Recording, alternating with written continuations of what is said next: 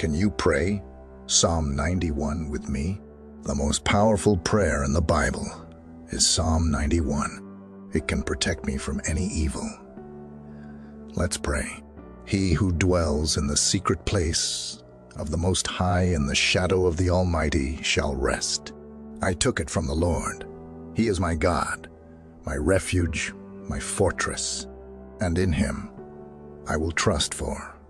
He will deliver me from the snare of the fowler and from the pernicious pestilence.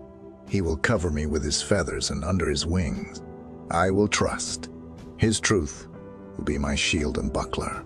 I will not be afraid of the terror by night, nor of the arrow that flies by day, nor of the pestilence that walks in darkness, nor of the slaughter that rages at noon.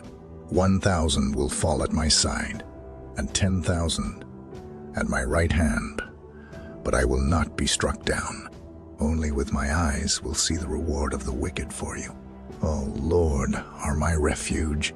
You have made your dwelling place in the Most High.